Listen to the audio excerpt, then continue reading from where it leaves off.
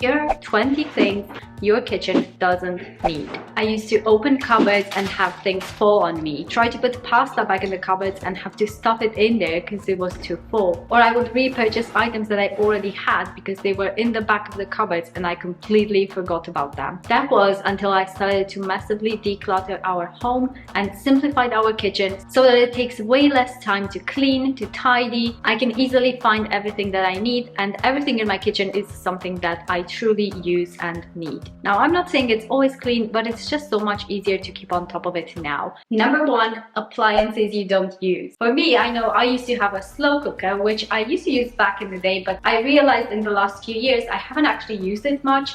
And whenever I saw it in my cupboard, I would think, oh, I should make a recipe with that slow cooker since I have it there already. But it wasn't really my go-to thing, and I wasn't enjoying using it anymore, so it was just gathering dust in my cupboard. So I decided to declutter it. I also had a sandwich maker that I actually avoided using for a long time because it was so hard to clean. So if you've got any appliances you're avoiding using, or you don't like to clean them, or you're just simply not using them as much as you thought you would, like a waffle maker, or maybe your air fryer. I know some people love it, some people got it and maybe they regret buying it. If you are holding on to those items and you don't really use them, then this is your sign to let them go. Number two, extra spatulas. I know I used to have more of these and I realized I don't really need that many. I can only cook so many things in one go. I also have different ones that I use depending on what I'm cooking. But if you find that you've got loads of them, your drawers are filled and you don't actually even know what's in there, it might be a good time to look through them and see what you actually need, what you actually use. If you're not sure about them, pack some of them up in a decide later box and see in a few months if you actually miss them, and if you don't, then that's a good sign you can declutter them. A countertop bread bin. I used to have one of these big bulky bread bins that would take so much space on my countertops, and I eventually decluttered it. I would say my kitchen is an average sized kitchen. It's not massive, but it's plenty of space for us, especially now that I've cleared up the counters and we have a lot more workspace. When I'm cooking something and I need a lot of area to work with, it's just so much easier, and it's also easier to clean. So a bread bin might be something you can let go of. And speaking of countertops, you might have a lot of decor on them. I know I used to have lots of decor items, like a little fake plant and just little items here and there, knickknacks. The thing about those, for me in my kitchen, I feel like that they don't need to be on here. If I want any sort of decor, I will either put it on a wall or in a different area of my house, because the kitchen countertops, I want them to be as clear as possible. If I wake up in the morning and I'm really groggy, I woke up at 5 with my baby and I spill a bunch of milk all over the counters, I don't want to have to move 30 items and have to clean them up in order to get my counters all clean again. It's just so much easier to clean it like this.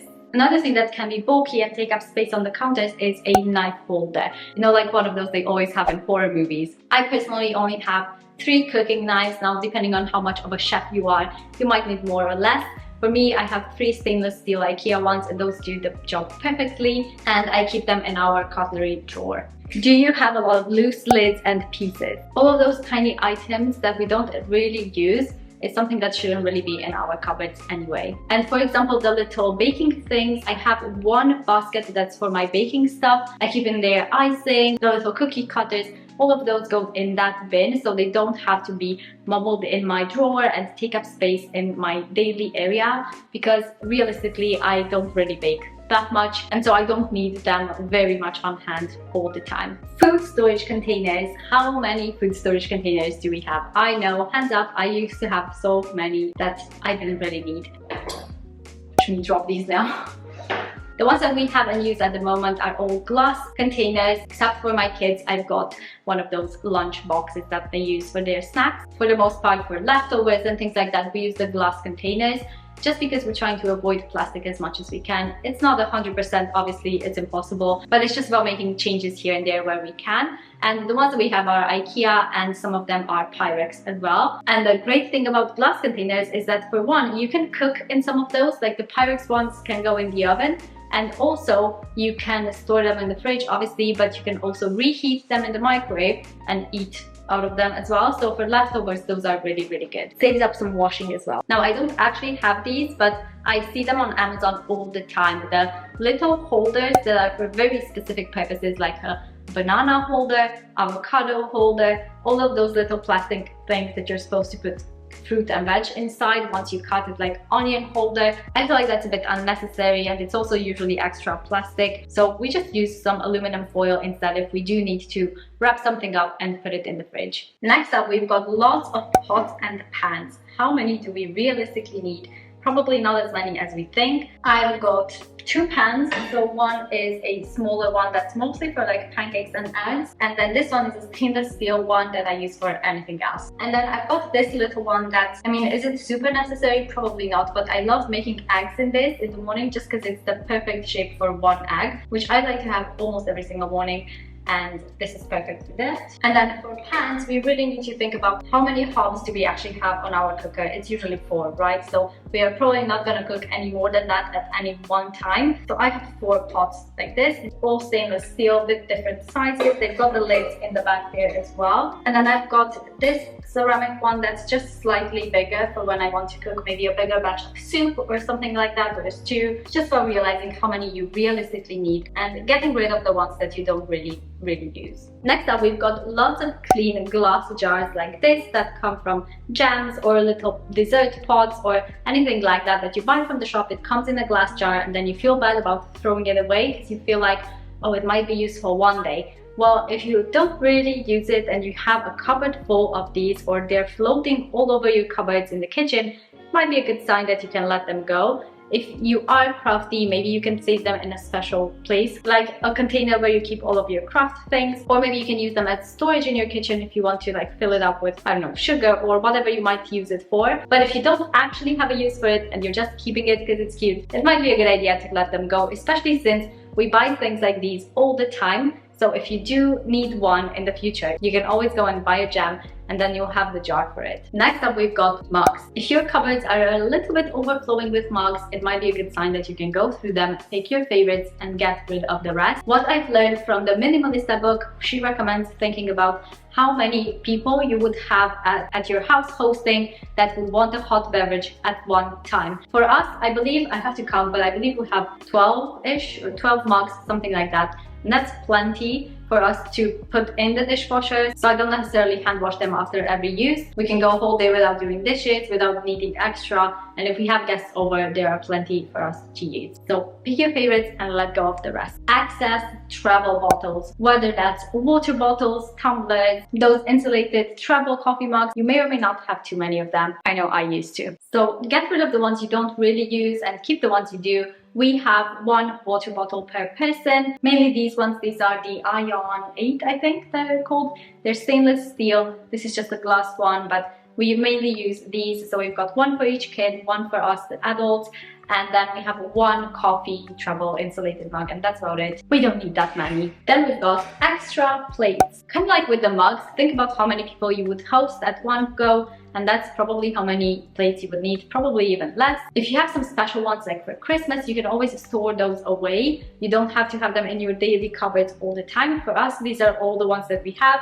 It's a set of, I think, 8 each of them. So it's a big dinner plate, side plate, and then one of those like deep bowls that you can have pasta soup. That's all the plates that we need in here. Spices you don't use. I know when I used to always look for Pinterest recipes, I would buy all of these ingredients for one meal, and then some of those I wouldn't really use for other meals, or I maybe didn't necessarily like, but I would keep the spices because I had them, and that's how you get an overflowing drawer or cupboard full of spices that you don't actually use. So think realistically what spices you actually use and like, and get rid of the rest. That's a bit dusty. I'll have to have my cleaning lady come and clean this up. Me, I'm the cleaning lady. Next up, we've got an overflow of tins, sauces, rice packets, pasta packets, anything like that that goes in kind of like the pantry items category. These are mainly the tins that we have in here, and I don't really buy a lot of them. I don't really bulk buy because I find it adds more onto my mental load than I can carry at the moment. I just want to have what I actually use, what I need, what I'm gonna make for that week, and that's pretty much it. I don't really want to have an overflow. I do have some extra like beans and maybe some tuna just to have for when I don't know what to cook that day, but for the most part that's what we have in there. And then there's just a few more items in here. But if you are bulk buying, just be realistic about, you know, how much space you have to store them, and also if you can have a really good organizing system so that you know what you have and you can actually use it before it expired. Excess cleaning products. I know I used to have so many cleaning products for every single purpose, every single surface, and I realized I actually don't need that many. I have two main cleaning products at the moment. One is just a general surface spray that I use for pretty much anything: mirrors, kitchen counters, doorknobs, whatever it might be. That's what I use. It's my Petty and Fig, which I think you can still get a 10% discount through my link. I'll have it linked in the description box. That's what I've been using for a long time now. And I also have their bathroom spray, which I use for sink, shower, bathtub, anything like that. The only thing I have extra is like a toilet cleaner, things like that. But those two are my main ones that I grab and I clean all around the house. You do not need to have an under sink area that's stuffed with products in order to have a clean house. And then how many kitchen towels do we actually need? I have two of these that we use for like wiping hands when I'm cooking, wiping plates, whatever it might be. And then going along with that, we've got cleaning cloths that I store on the door here. Mainly the blue ones are for the toilet, bathroom, and then the rest for any other surface. Then we've got rugs. For me personally, because I'm in a busy season of life, I don't have time to be pulling up rugs, shaking them off all the time, then hoovering, then mopping, then putting them back on. It's so much quicker if I just do a quick hoover and then that's it. I actually prefer the floor here to be rugless because it's just easier to clean. I've got a baby in a high chair who always likes to throw food, so I definitely don't need anything to add to the cleaning process. If you've got paperwork in your kitchen, that's something that can actually add to your stress levels a lot. Seeing surfaces piled with papers can raise our cortisol levels, which is the stress hormone. So if you find that you're coming in, or your family, they come in, first thing they do is they pile on paperwork on your surfaces, on your kitchen counters, on the dining table, then it might be a good idea to create a system of where those things go.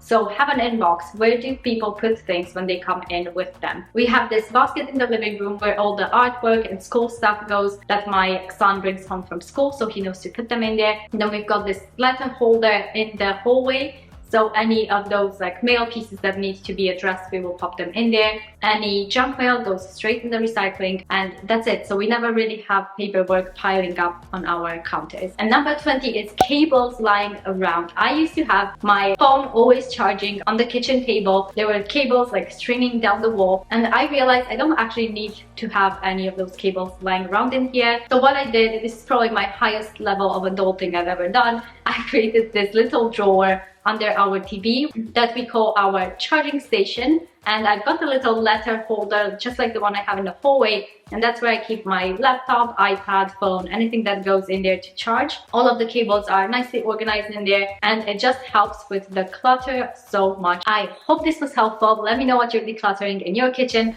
and I will see you in my next one. Bye guys!